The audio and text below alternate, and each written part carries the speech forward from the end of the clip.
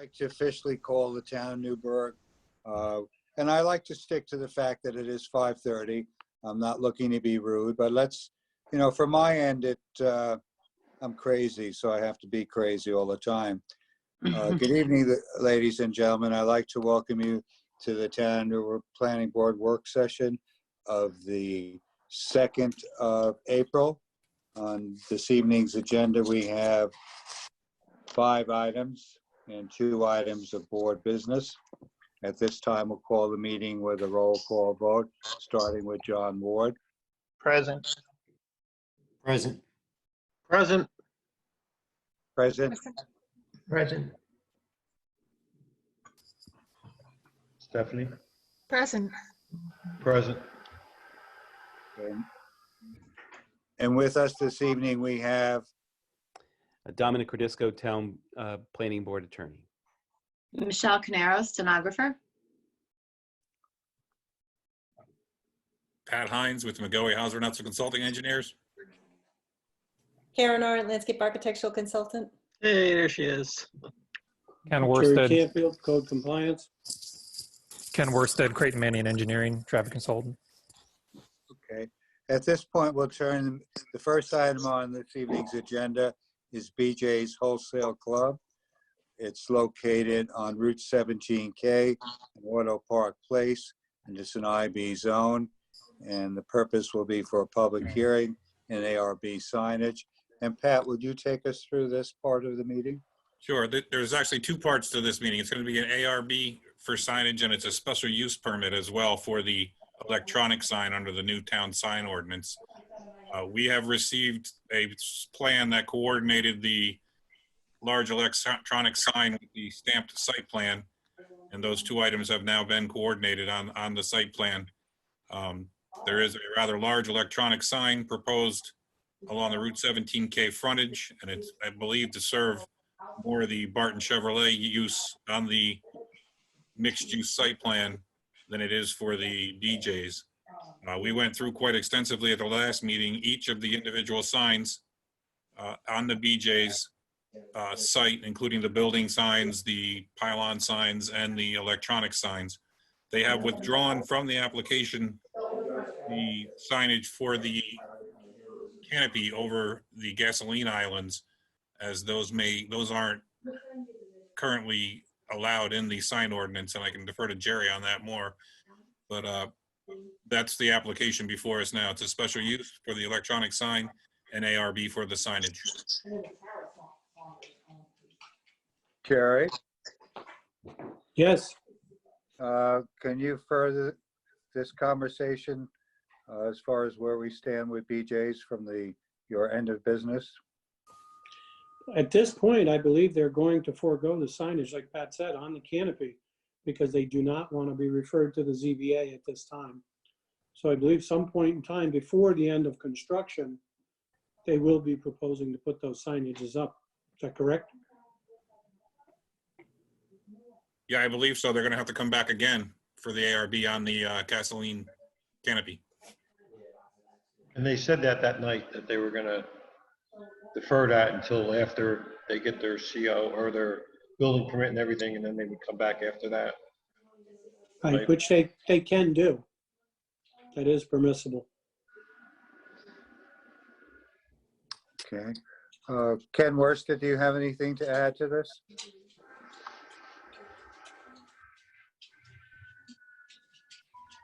Ken? I don't have anything on the signing. No. Karen, do you have anything to add to this? Just to be aware that it's going to change the Route 17 corridor, that big electronic sign, the Route 17K corridor. It'll In change what way, Karen? There's no other sign like that, and it's just gonna change the feel of it. Well, they have a big sign there now. It's just not electronic. Right.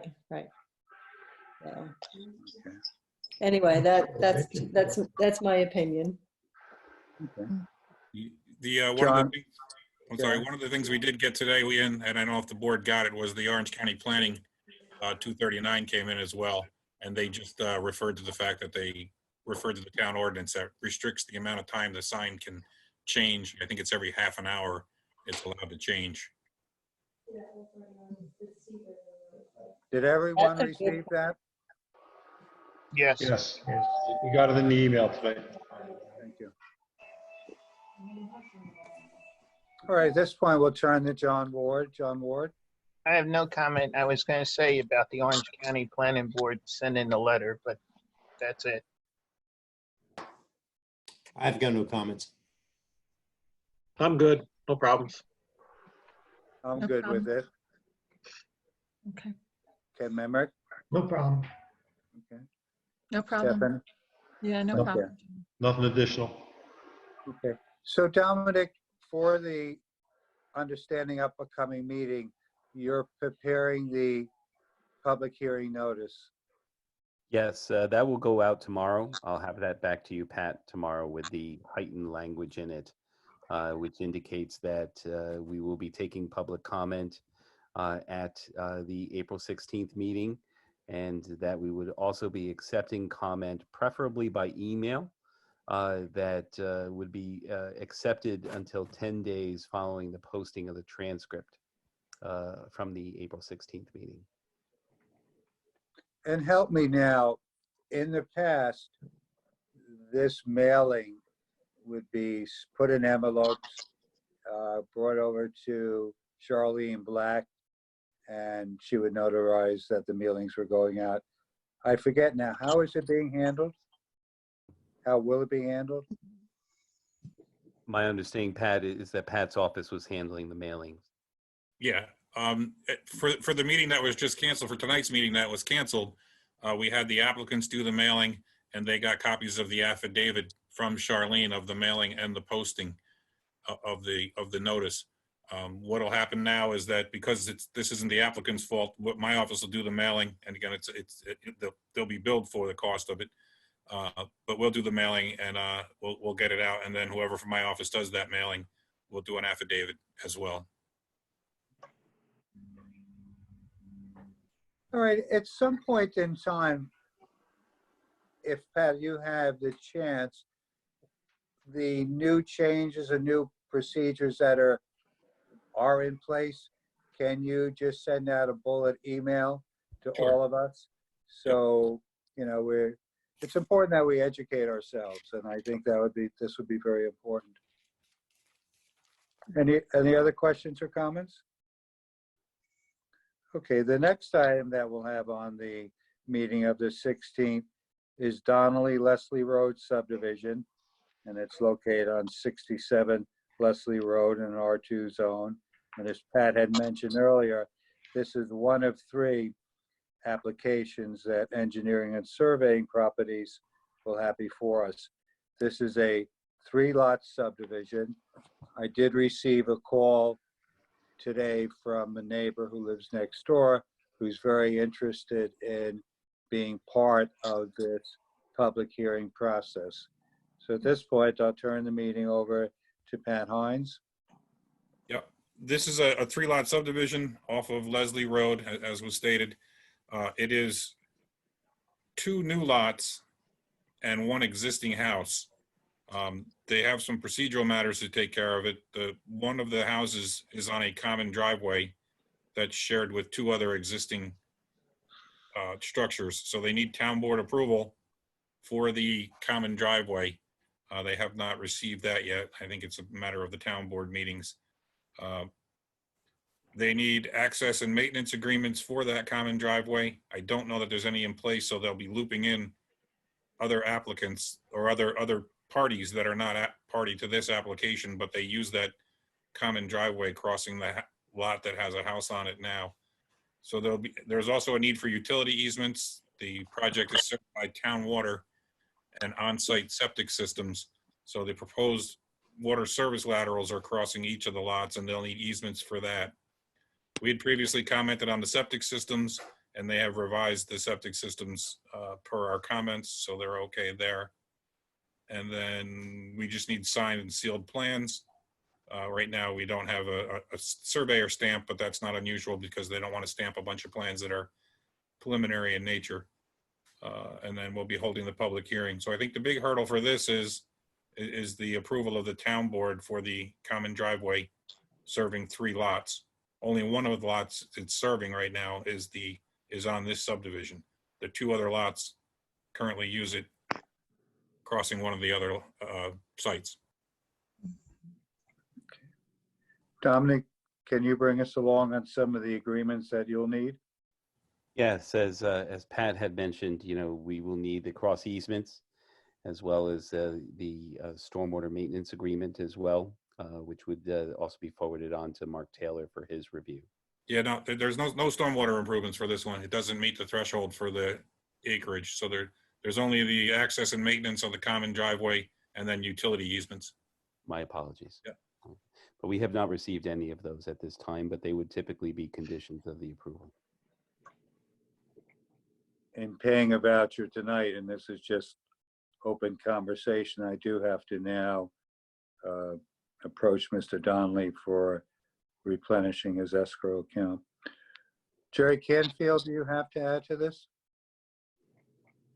Nothing, I just unmuted. I see Councilman Manley, I believe, has left, but he may have been able to give us an update on the application on the driveway, but we can get that from the board. Also, for Dominic, there are no inspection fees or any securities required. So Okay. that's Thank all you. I have. I'll make a note of that. Thank you very much. Okay, John Ward? Hello. My question is with the driveway agreement, don't we want a copy for future too, after they have it done? For the file? You remember we were talking about that? I know we were talking about the maintenance agreement for subdivisions. I don't know if we took it as far. Dominic, do we need to have a copy of the driveway, 3 lots on a private driveway? The building department, the planning board, as part of their file? Prior to signing the plat, for sure, certainly. Reason why is future, if they ever sell the house, it keeps up with the Joneses. John, if I may, I know in the past we had a brief discussion, and it may have been prior to Dominic, but typical boilerplate language that's in the resolution calls for the road maintenance agreement to be filed with the building inspector's office. However, in the past, we never typically received them. And we had the discussion that it's a very good idea. And I believe John does have a very valid point that this agreement that is reached with the town board, we should make it a matter of record, and it should be received, so it is on file. Thank you, John.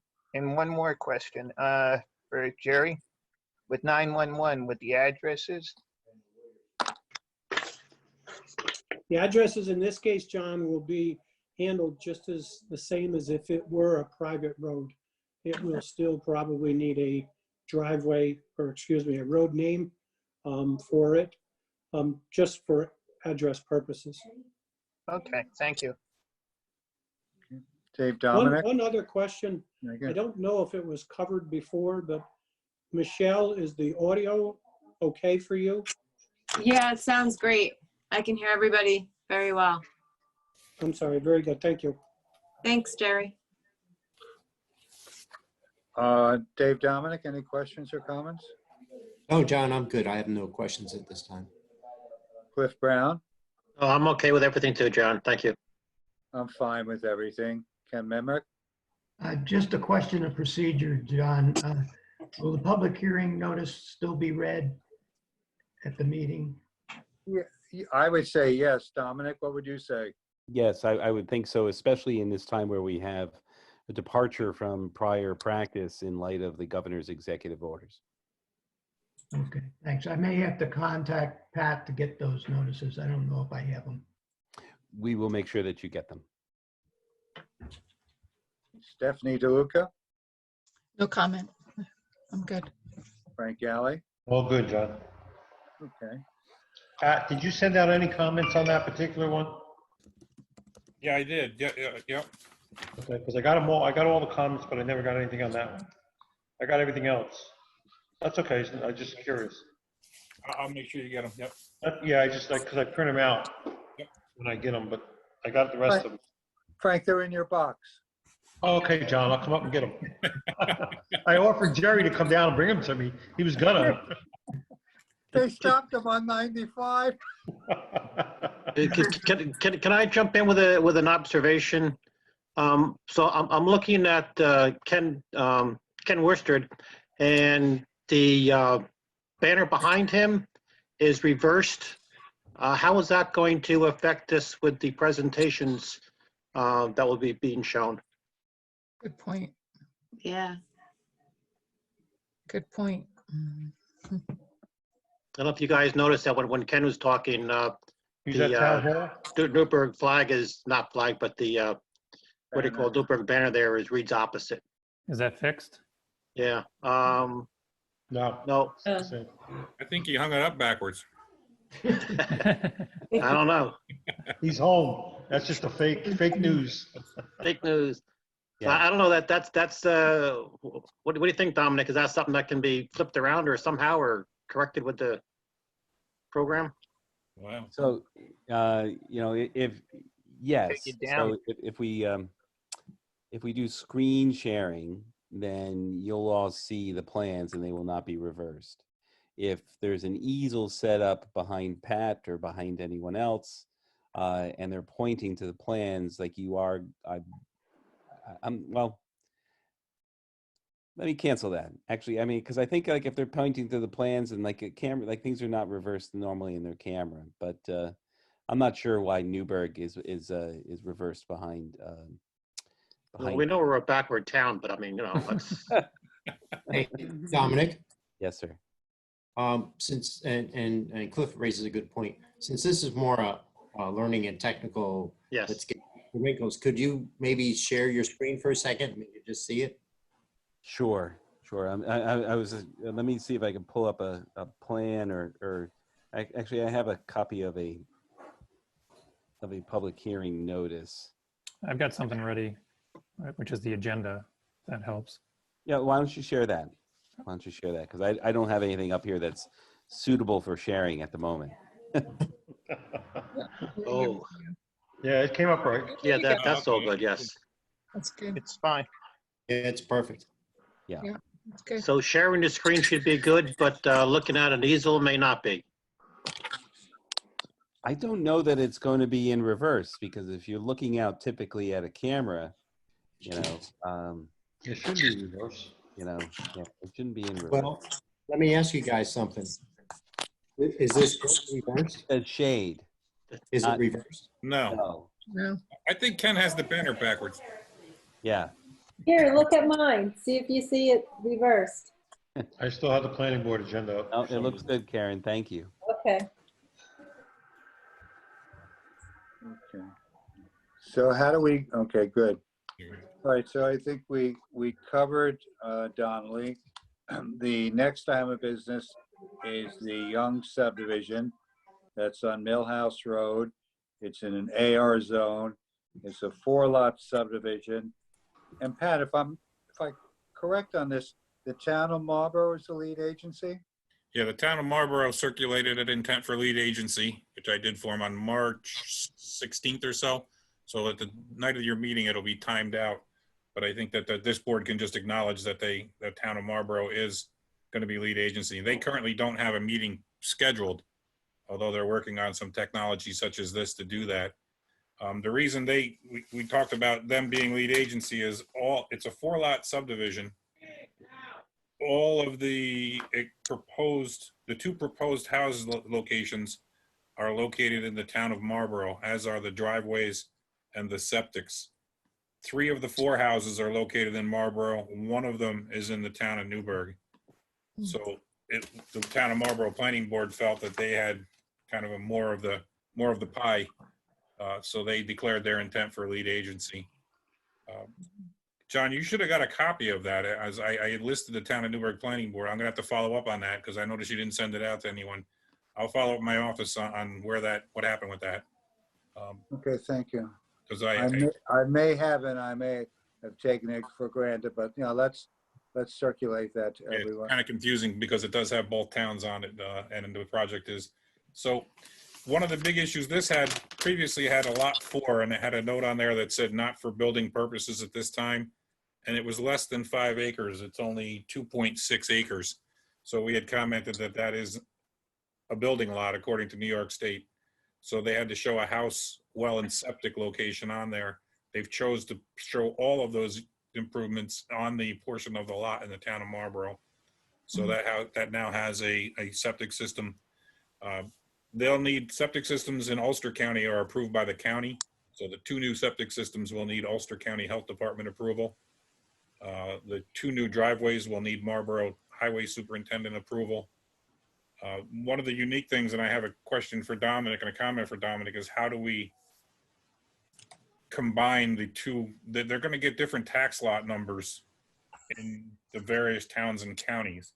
And there's always an issue with these is what if someone doesn't pay taxes on one of these lots? And I think we need to craft a way that either they file some agreement that they're connected in perpetuity, because otherwise if say lot 4, the majority of the lot is in the town of Newburgh, but the house, well, and septic are in Marlborough. So if they didn't pay taxes or on the town of Newburgh parcel, you could end up with a very small lot in the town of Marlborough with a house, well, and septic on it. Similarly, the lot that one of the lots that has the existing house has to access through the town of Marlborough, and they could lose their access. So I have that question to both the Marlborough attorney and to Dominic out there to figure this out. I'm sure it's happened before. I know we have the Walmart in the town of Newburgh that has the town line for New Windsor and Newburgh running through it, and we were able to address that. But otherwise, most of these approvals are in the Marlborough, Ulster County. The one existing house that's in the town of Newburgh has no changes to the lot. It's built to the improvements on the lot, just the lot geometry changes. Yeah, if I may, Mr. Chairman. Please. Yeah. So on that, my recommendation would be to require several steps. One would be notes on the plats that would get filed in both the county clerk's office, saying that those particular lots that cross the county line, or lot rather, that crosses a county line and creates 2 separate tax lots is nevertheless all one parcel and is not to be developed separately in either county. And in addition, and along those lines, would be to require the recording of a declaration in the chain of title, which would say that as well. So that, for instance, if someone did stop paying their taxes in the county of Orange, and if that parcel was then foreclosed on and then sold at tax sale, anyone doing so would be taking it subject to a declaration that says that it is not an independent parcel, but must be, developed in its totality. And that it's 3 of the 4 lots that have that situation. Understood. Jerry Canfield. I have nothing to add. Thank you. John Ward. Nothing here. Thank you. Dave Dominic. I have nothing to add, John. Thank Cliff you. Brown. I'm good. Thank you. Myself, no comment. Ken Memrick. No questions. Stephanie. No comment. Frank Galley. So then this will need to be scheduled for a public hearing also? Yeah, it needs a public hearing, John, but we usually don't schedule public hearings until a seeker determination has been made. So we're kind of hooked into what Marlborough is going to do since they're lead agency. So we'll have to wait for their meeting for them to make that determination. Okay, because they're the lead agency and they would make that. Okay, so let's all make a note that this is something we'll have to remember for a future date. Pat, I guess you'll bring us along because you do work for Marlborough. Yes, and yes. we can move on that. Okay, let's go on to our 4th item of the evening. And that's a new application It's a initial site plan appearance. It's Dollar General, located at the corner of Route 9W and North Hill Lane. It's in a B zone. It's being represented by Bowler Engineering. So Pat, if you want to introduce this to the board, please. Sure. As you had stated, it's a proposed retail Dollar General store at Route 9W and North Hill Lane. I had to do a little research and figure out where North Hill Lane was, but I now know where that is. It's one of the entrances to the old BCM Filiberti project that connects in with that. It's kind of a schematic plan at this point. The major issue with it is I believe it needs zoning variances. Oh my God. Hello? Yeah, they go away on you? Yeah, okay. I'm trying to get my comments on my. All right, take your time.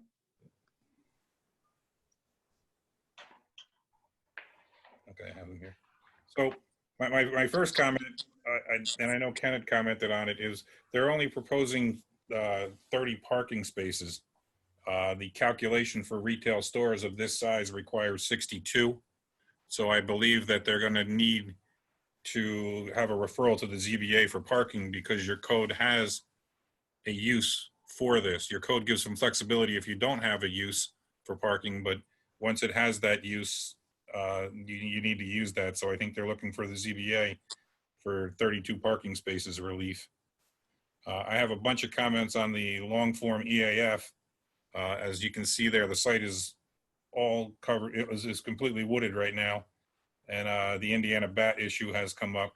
The EAF also identified it as a potentially archaeological sensitive area. So they'll need to have a phase 1 and 2 when we declare ourselves lead agency. I assume after the ZBA approval, we will circulate to the Office of Parks, Recreation, Historic Preservation. I have a note for the bulk table. The setback on 9W is 60 feet. They meet it. The bulk table is just incorrect. They show the front yard setback at 40 feet. They need it to be 60, but they are more than that. They're proposing parking in the front yard parallel to Route 9W, and that's inconsistent with the design guidelines. So typically this board will either request mitigation or of those through the use of some screening or stone walls or landscaping. They haven't developed any landscaping plans yet. The location of the site access road, I know Ken will take a look at this, but the location of the entrance onto North Hill Road is very close to the 9W intersection.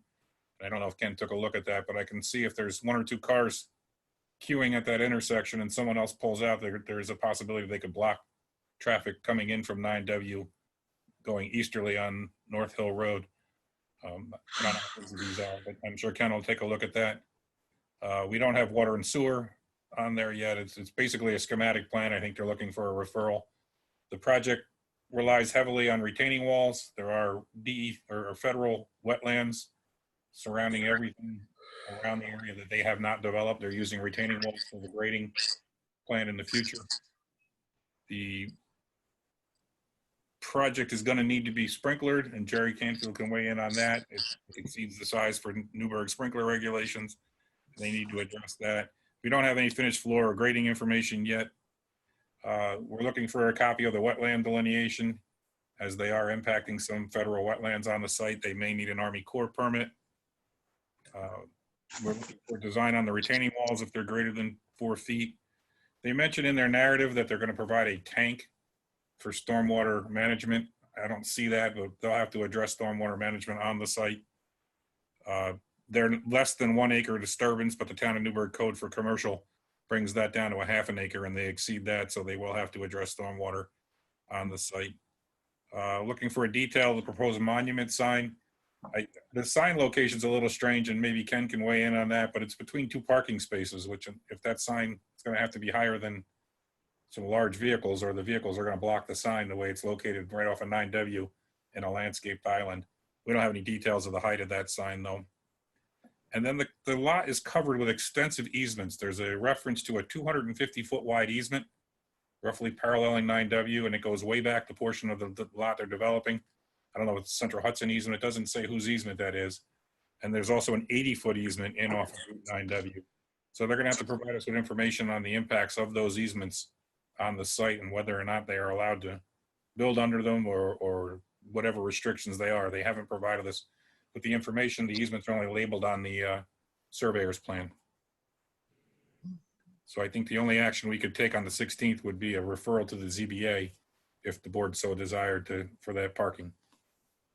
I have a question. I have been, which is my normal practice, sending information on to Darren Scazzo and also Siobhan, who works the Zoning Board of Appeals. Jerry, would you happen to know what the plan is for the ZBA as far as having meetings? And that's a good question, John. I'm surprised to see that Siobhan did not come in tonight on this. I know she has been copied, the ZBA has been copied of the emails going back and forth from Dominic. And I know Dominic has had conversation with Dave Donovan and Mark Taylor for that matter. How this application fits in the ZBA mix and their capabilities, that's yet to be desired. And I don't mean that in a bad way. This is cutting edge technology here, which is very good. Kind of reminds me of watching Hollywood Squares as I see it on my screen. But it all looks good. But in any event, I think Darren and his board, and I can't speak for them, but I believe they will be looking into this process. I'm not certain if it's applicable for them. I don't know. It's totally up to Darren on that. So to answer your question in short, we in the office are receiving applications and many questions about applications that are zoning board candidates, and they're all pretty much on hold at this point with no preparations or meetings in sight, definitely. So I guess in short, I don't have a definite answer for you on that, other than we are in communication with the ZBA. And I know Scott has left, but Scott's been involved in those conversations as well to bring them into the fold. And this is new for all of us. So some of us, I think, John, you and your board have the luxury of the expertise at your fingertips that Dominic, you're to be commended, and Pat and Ken, you guys for all that you did and put this together. Excellent job. But on the zoning board side of it, they don't have that to their fingertips just yet. Not that it will not be afforded to them, but it's just not there yet. So it's going to take a little bit of adjusting and tweaking and getting everyone on board as to our new way of conducting business. Thank you. Not to spend any more time on what might be or could be the ZBA procedures, I'd like to turn the meeting over at this point to Ken Worsted. Ken, you looked at this application? John, if I may just continue and finish up though. Yeah. I didn't mean to jump your routine here, but with Pat's comments, yes, the building will be required to be sprinkled. Okay. Ken did a nice job with the map and showing there is a water line right there on North Hill Lane on the south side, which should be accessible to the site. One important issue with Pat's comments with relative to the easements, I believe that one easement is for Central Hudson. There is a gas main right in that location on the east side of 9W. If you remember back a few years ago, the bus garage south of there, when they put the retaining wall right on top of the gas line or in that proximity. So I'm certain that gas line is there. Another thing to be cautioned, I believe there may be some type of drainage from the west side of 9W that comes across and ties into this particular parcel. Again, going back in history, the old car wash back in the day, if some of you remember that, that was across the street when they engaged in some drainage and DEC issues. Part of the problem was that that water did come across under 9W into this parcel, so it's something to be on the look for. That's it. Thank you. Thank you, Jerry. Ken Worsted, you could go forward with your review of the project.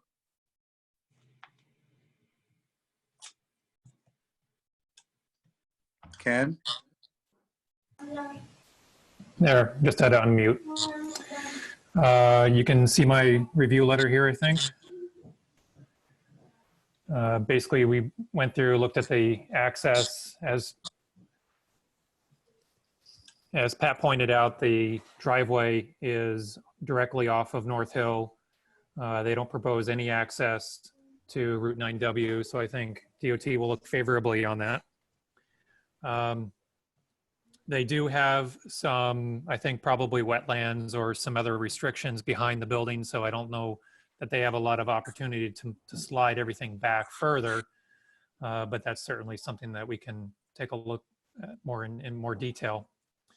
The site is immediately north of the Red Rock Garden, which may also be for sale. I pointed that out because I thought maybe there could be some combined type of access, but I believe there's a wetland that separates the two, so it doesn't look like there's going to be any way that the two parcels can kind of combine or have some cross access.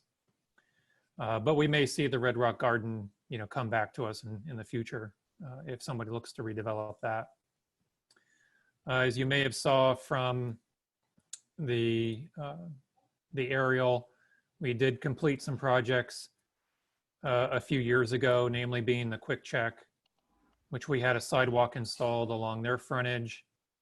And at the same time, we had the mansion also before us, so we were able to get those two projects to extend the sidewalk.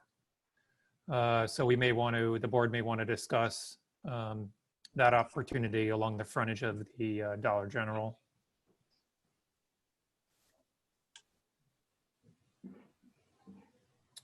We looked at the project classified as a variety store, and we did a trip generation estimate. And we had estimated about 30 trips in the morning, about 64 in the afternoon peak hour. And so that would equate to about a 2 to 3.5 or 3.7% increase in traffic on Route 9W. The plans also included truck movements coming in and out. So they had provided that. There are a few corners on the site and also leaving North Hill where the trucks seem to off track a little bit. They didn't show all the movements. They only showed a couple. So there may be some additional movements that they need to check there as well. And then the zoning calls for 62 spaces. I believe Pat had mentioned this as well, but they're showing 30. So we had looked at what ITE might suggest that they would need. And they showed an average of about 11 spaces being used. And if you were to think about, peak parking or capturing most of the opportunity people are looking to park there, it might go up to 17 spaces. So I think on a practical operational sense, the 30 will be okay. But obviously they need to get over the hurdle of the zoning, calling for more parking there. And then we just pointed out Bowler is doing these plans. So they did the Mavis site in the Buffalo Wild Wings over in Route 300. And so just pointing out the double parking stripes for their stalls on that. And that was everything that we had for that review.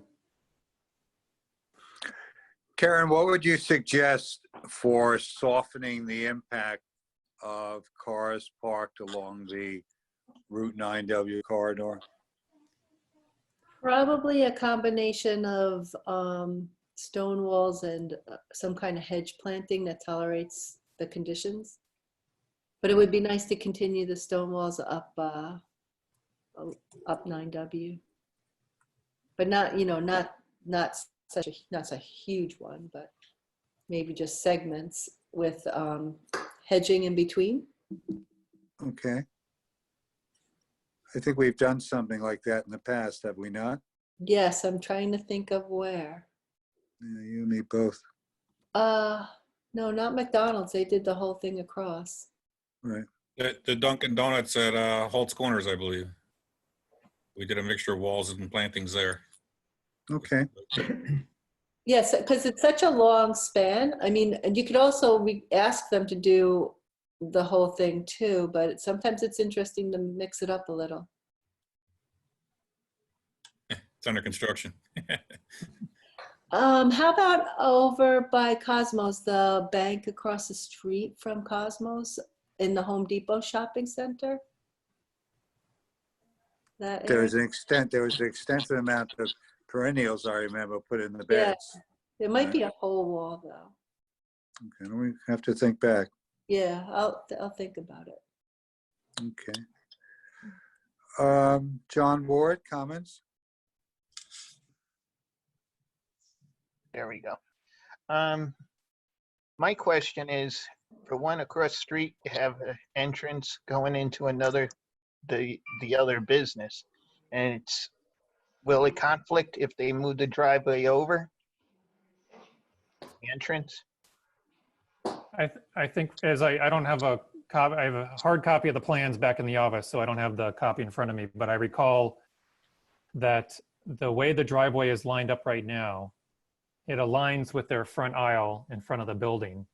Yeah. If they were to line it up with, I think it's the daycare on the north side of North Hill, it would be, their alignment of the driveway would be offset a little bit. Okay. So the driveway in the parking lot of Dollar General would have to kind of chicane over a little bit to line up with that. And the utility wires on that visual was very low too. But I push the sidewalk all the time for Route 9W. But at the same time, I think it should be a full wall along 9W, because all the corridor, every wall we did has been a full wall on 9W.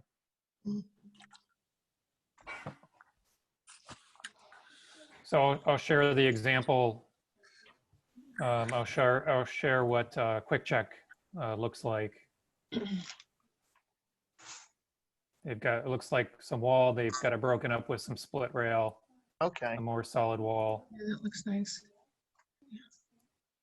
Okay. And Yeah, I think it's a good option because sometimes a long wall could be a little monotonous. Well, as long as they have something like the post rail there too. Yeah, and yeah, you could do fencing that they have that there because there's a stormwater management basin on the other side, so it functions as a protective barrier. Well, kind of like when you have a sidewalk, you don't want shortcuts too if you do landscape. True. So that should do it. Thank you. Dave, Dominic? No, I agree. We continue with our position of sidewalks and retaining walls. I agree with Karen saying that too much of a wall tends to look like the Great Wall. Whereas what Quick Check did, that's a big massive structure right there, but you don't see it as visually empowering because of how they landscaped it, put rail fence in that context. So I think doing that or something similar would still add to what we're trying to do with the part of cleaning it up. That's it. Good point. Cliff Brown? I think everything at this point is kind of early. However, with the wall and the landscaping thing, I keep going back to maintenance on that kind of stuff. It looks like Quick Check is taking care of their frontage very nicely. But if you did use any kind of other landscaping out there, well, what are the odds it's going to be taken care of? That's, it's always a concern. So I think I'm leaning more toward the wall. Okay. Maintenance is, long-term maintenance is a topic that we've discussed many times. And as we know, the security, Karen, is it a 2-year security? 2 years, yes. Something to keep in mind. I like the discussion and dialogue. I have no opinions or comments at this time. Ken Memrick? Just a question for Ken. On the traffic generated by the applicant there, wouldn't that basically be traffic that was going to be on 9W anyway. True, yeah, quite a bit of it. Not as much as like a Dunkin' Donuts or, you know, a drive-through or fast food restaurant. But yeah, some of the traffic is going to be already driving by. They'll be going home from work and they know they got to pick up some school supplies, pencils or whatever, and they can stop there and do that. So yeah, the 30 trips, I'm not concerned about that at all in the morning. Some small percentage of that will be traffic that's driving by. The 64 trips, I'm not terribly concerned about that either. And again, probably a higher percentage, you know, maybe it's 25%, 30% in the morning would be from traffic driving by already.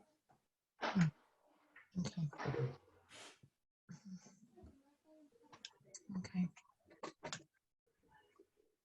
You finished, Ken? Yes. Thank you. Stephanie DeLuca?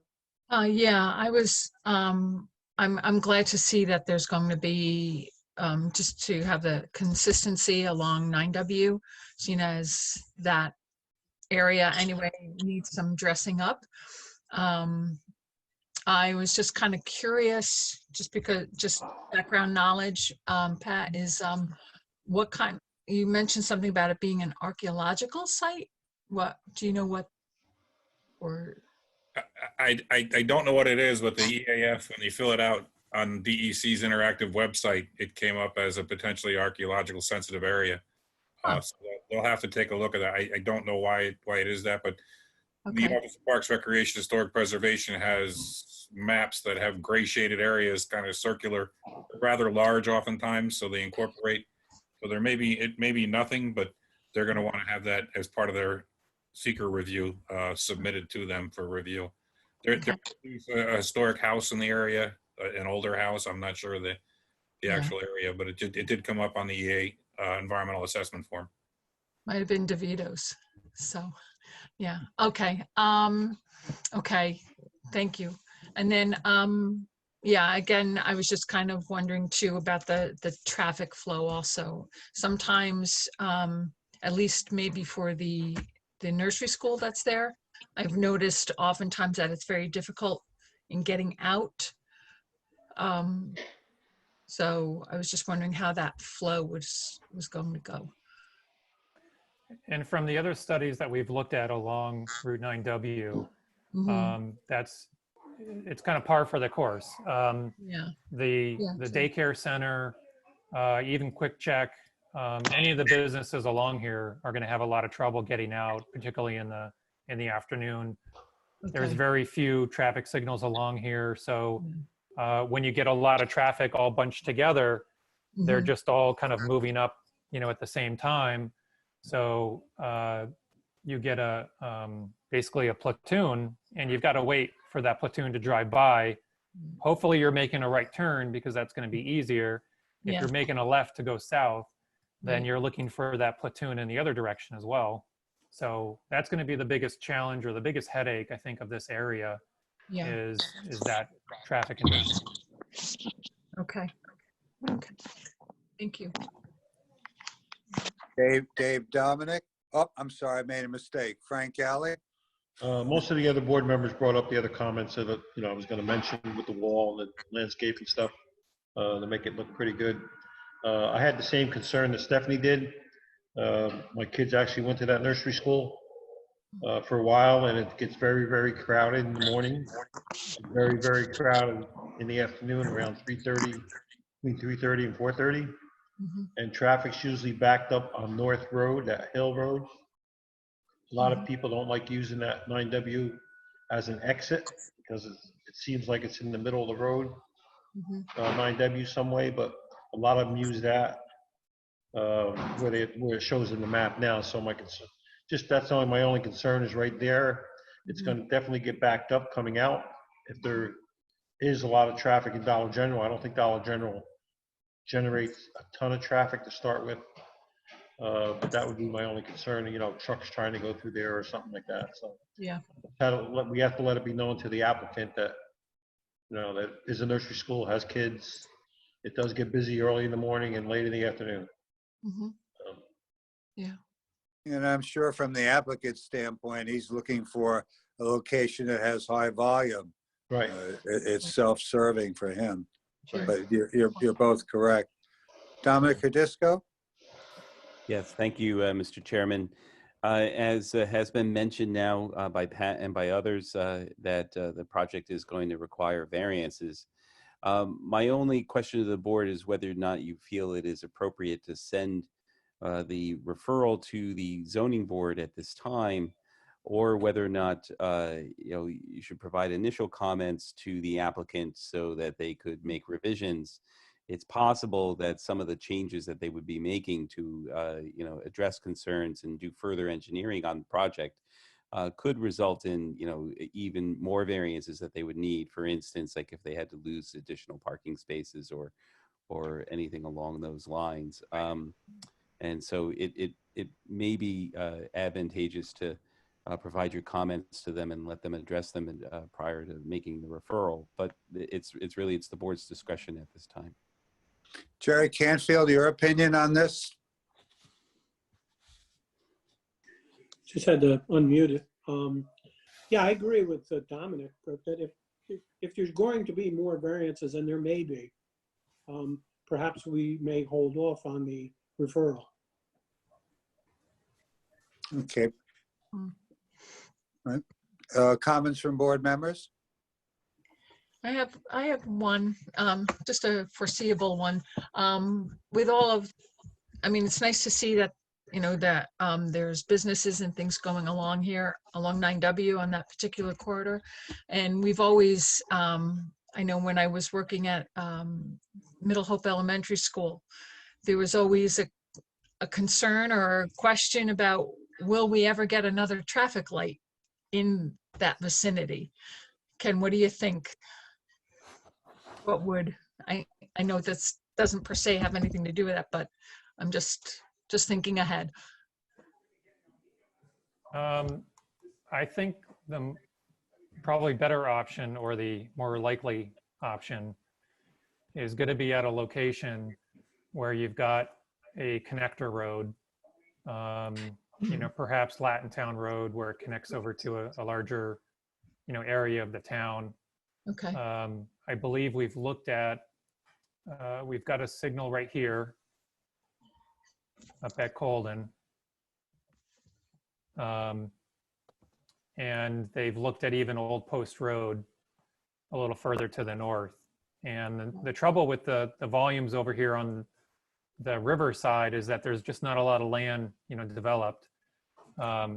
So it's not generating a lot of traffic to come down onto Route 9W. It's all a lot of little things that are feeding into each other. Like even the BCM neighborhood here, you've got a couple dozen houses, but they've got a couple of different roads to get in. Okay. And there's no chance of ever developing this any further. So the traffic that's generated by it is pretty fixed. Okay. So it's never going to get, to be more unless they, come in and, for example, take out the Rock Garden Center here and put in some really high intense use. Okay.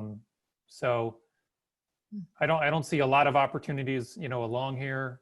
There's a signal here at the bottom of Carter. Right. So I don't see a lot of signals going to be popping up over here, throughout the years. Okay. Thank you.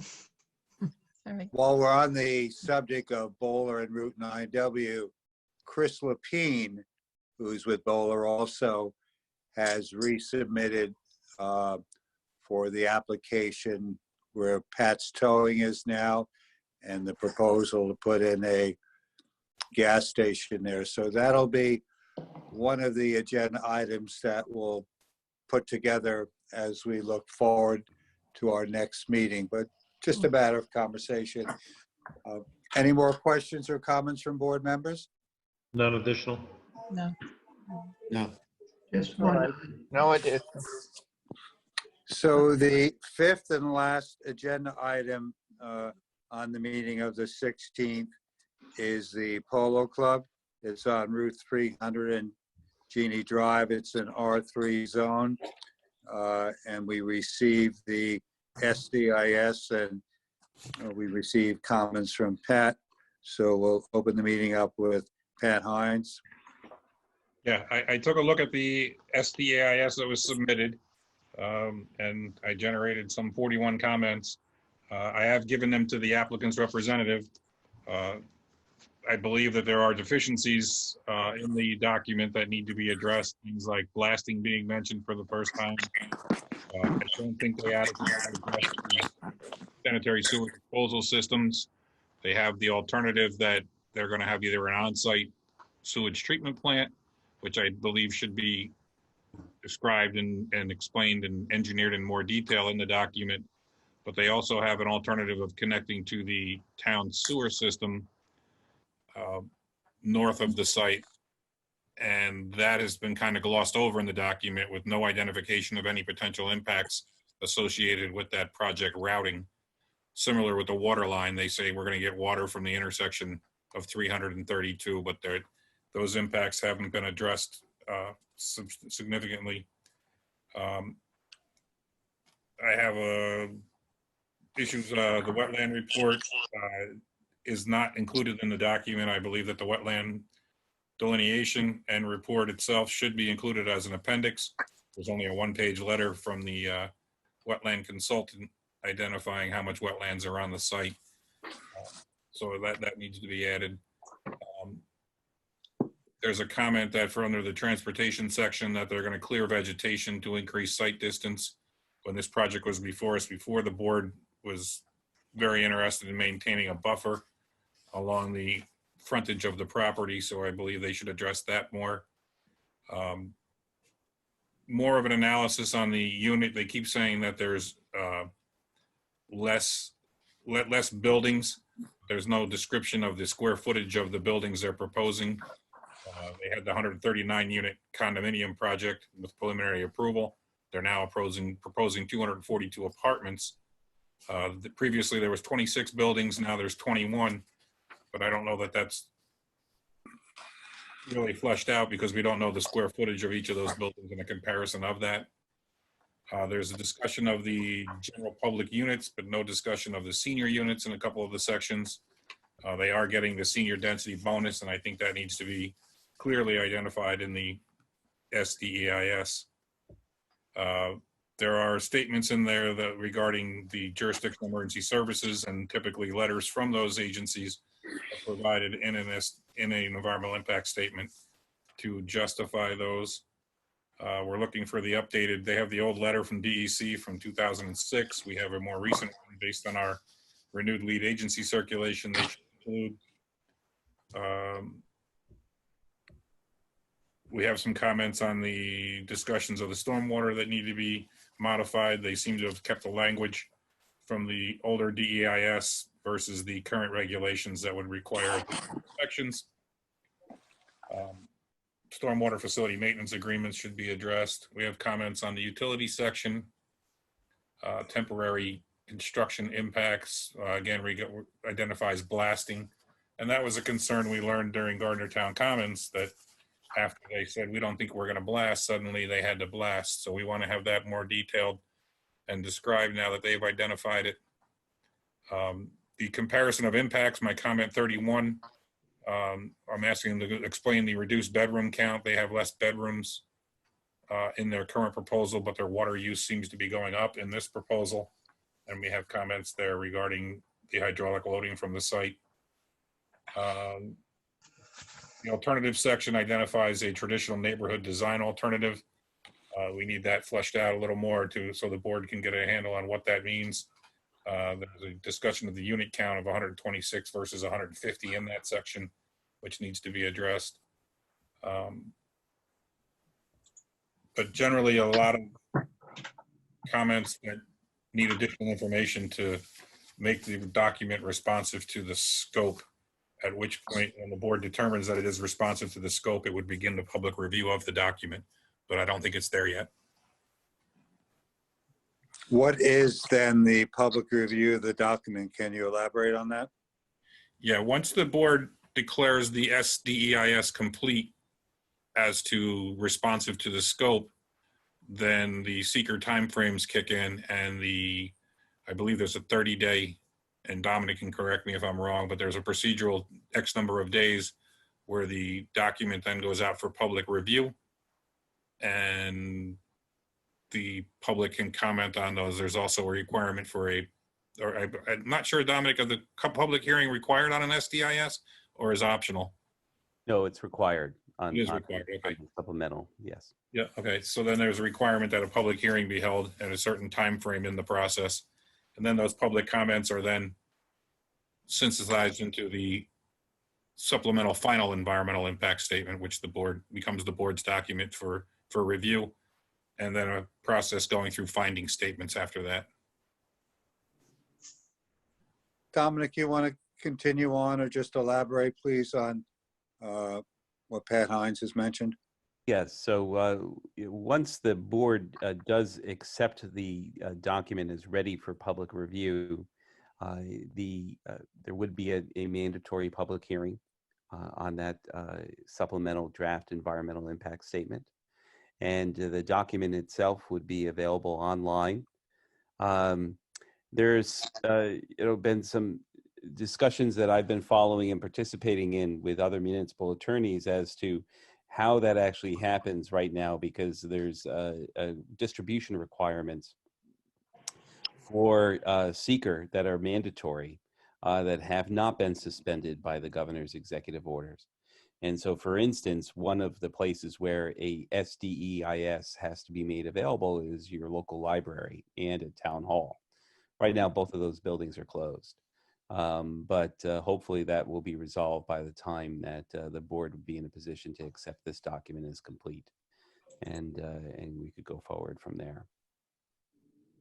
Yeah, I think at one time with one of the DEISs that a document was actually also at the in the city of Newburgh at the library down there also.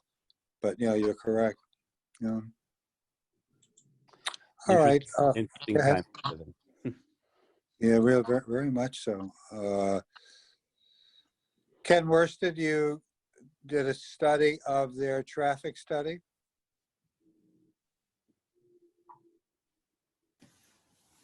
We looked through the study relative to completeness. We didn't do any detailed review on a technical basis. I was anticipating that the project might be on the agenda for, I think, the second meeting in March. So I kind of just focused in on the completeness and issued the following letter. They needed to describe some of the general conditions of the roads that they're looking at, namely Route 300, Route 52. Basically just tell us how it's classified. Under the existing conditions, they did go out and do some new traffic counts so they can describe a little bit more of that, what days were they counted, the time periods, et cetera. And then under potential impacts, describing the amount of traffic generated by the proposed action. Some of these details they have buried in a technical appendix, but I think it'll be worth having it up in more of the body of the SDIS. And then lastly, under the alternative uses, they didn't compare the traffic from the different options. Basically, the proposed action, which is the apartments, the approved project, the single family that they had before that, or the condos, a single family option, and then a T&D concept, which it's escaping me what that refers to, but Traditional neighborhood design. Okay, traditional neighborhood design. So just basically a short table or a couple of sentences describing the differences in all those uses. So that was the extent of our completeness comments.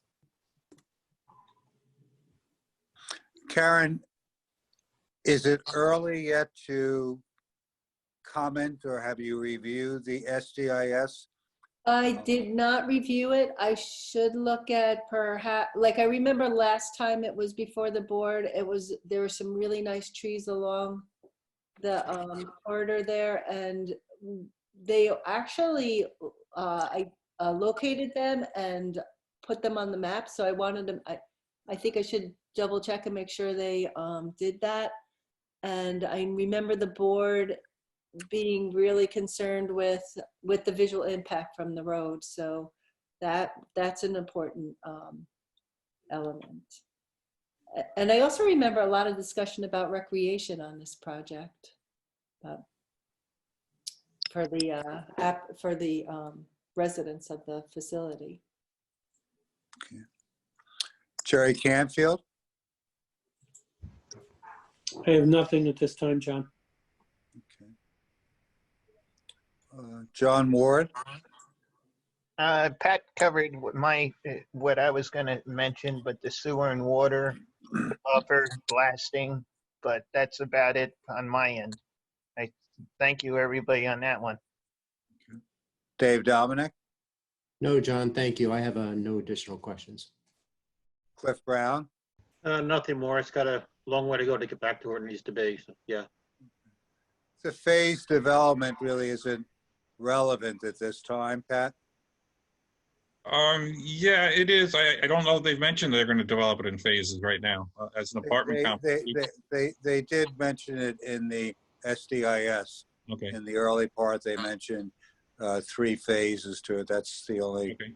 The advantage of sitting here, where I am right now, in front of me is the SDIS, where which is my work session. So you know, I didn't have to carry it to a meeting, and I'm able to thumb through the pages as others speak. But it is, I did highlight it, and it is part of the SDIS. Ken Memrick? Oh, I'm sorry, I was on mute.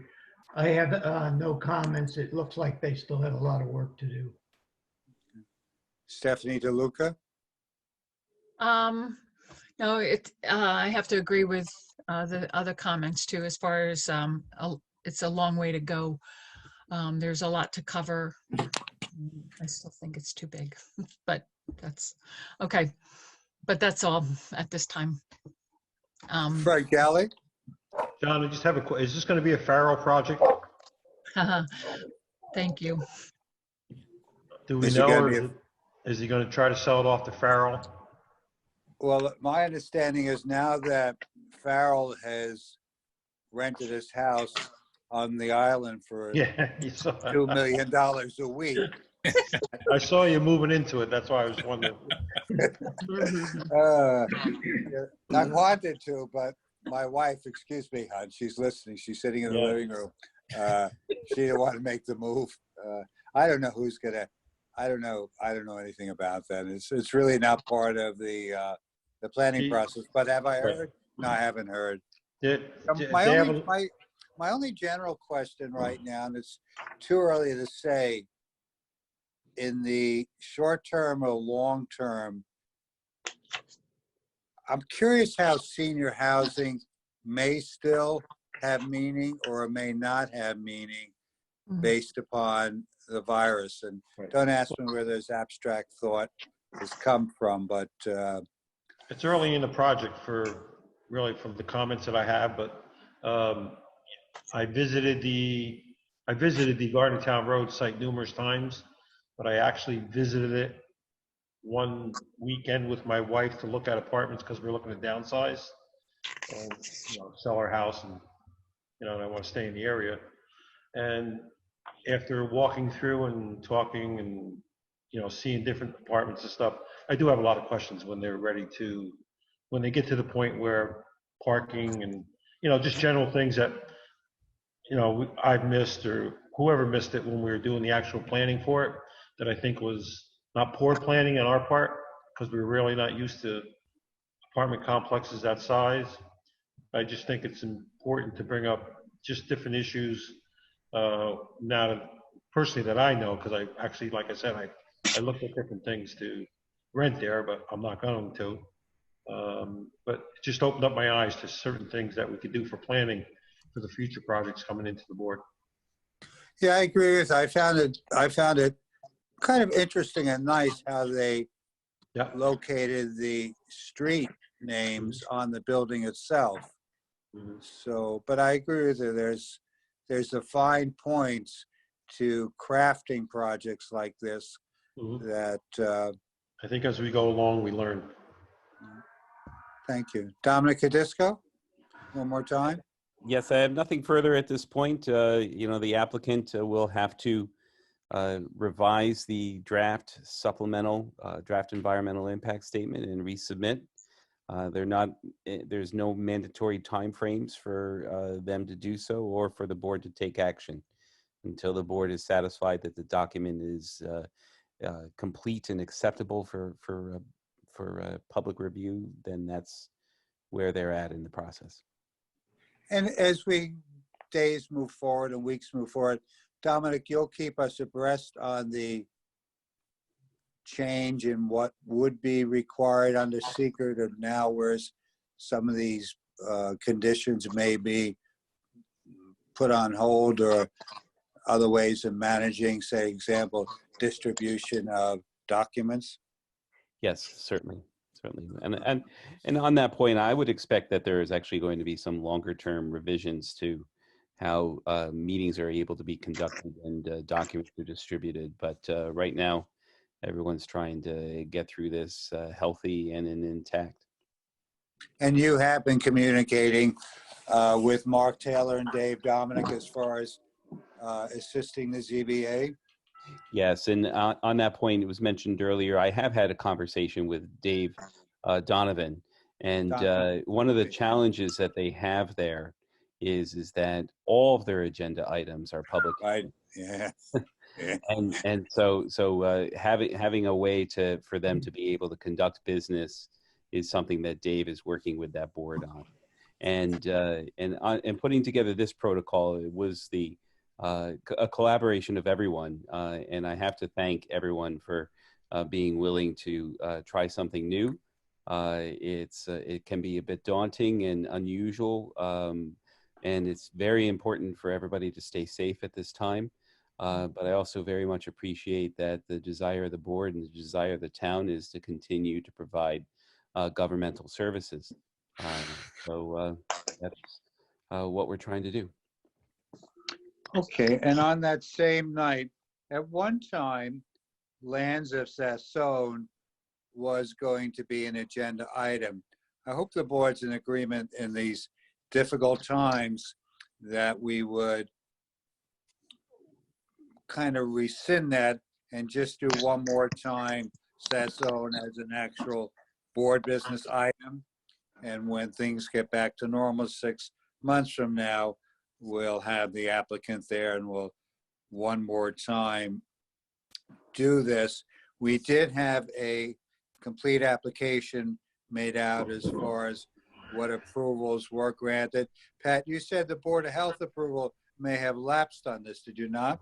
Yes, and I need to know the status of that, but yeah. Okay.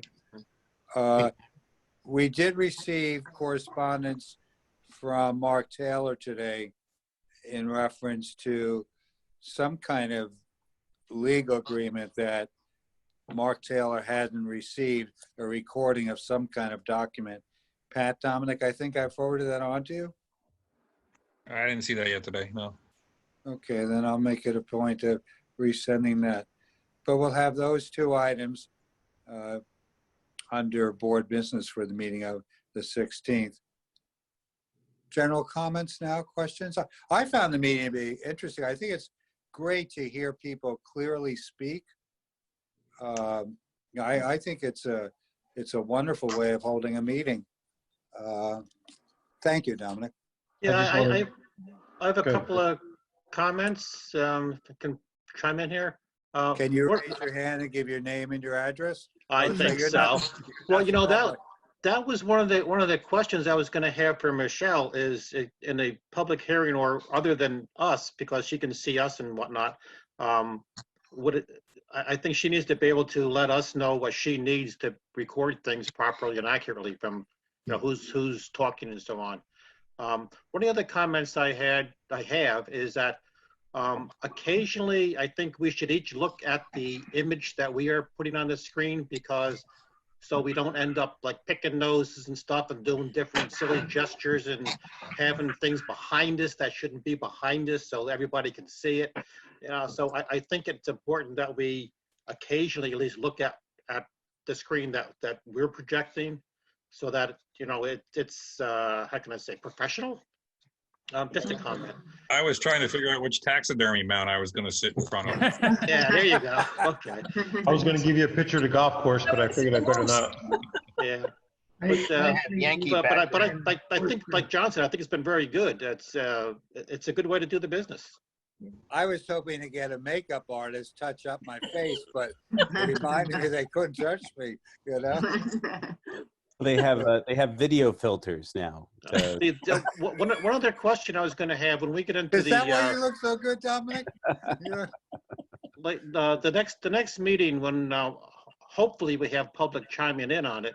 Is there a way for Dominic, you as the host or whoever, to be able to mute out the other folks that quote aren't supposed to be talking at the time?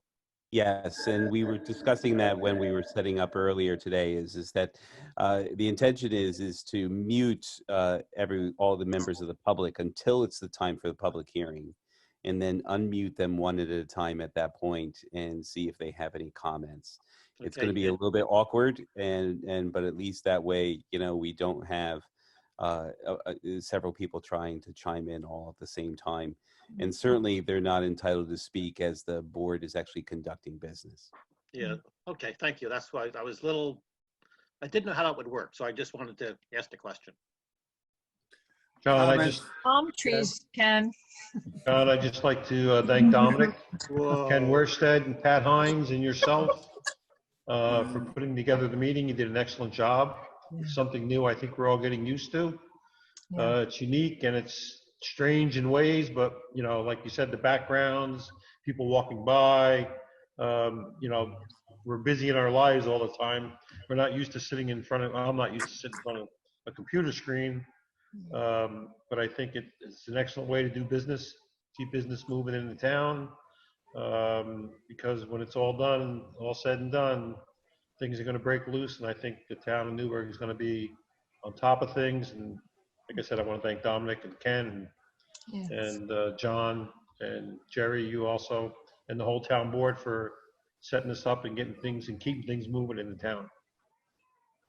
Keeps us young. I think learning and laughter are probably the best things could happen in anybody's life.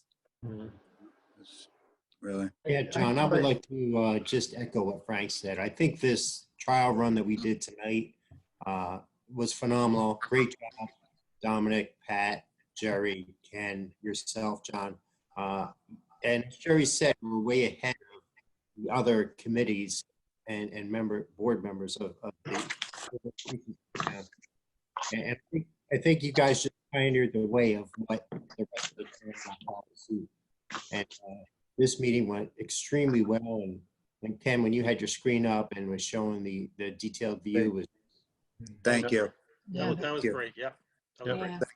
You know what happens when somebody does that? Then they get tagged with having to do that. Just tag them. He was so good at it. I hereby nominate Ken Worsted to share his screen. Ken had me fooled. I really thought he was in the town of Newburgh. I second the motion. I second the motion. I agree. I don't know. Favor, I don't know aye. how you guys have your layout, but right now I'm seeing everybody. Okay. I'm only seeing 5 on the side. Yeah, I'm seeing 4. If you go up to the top right, you can adjust how many tiles you see. And Ken, I love how you changed your background. Yeah, there's definitely some things you can play with, and I encourage everybody to explore. Down in the video section, it says stop video. There's a little arrow there to pull up some other settings. And even when you're not on an actual call, you can go into the program and test some things. You can choose a virtual background. They have some stock ones there. And then I originally, as some of you had saw before, I was in the town and I took a picture of my son while he was sitting in the board.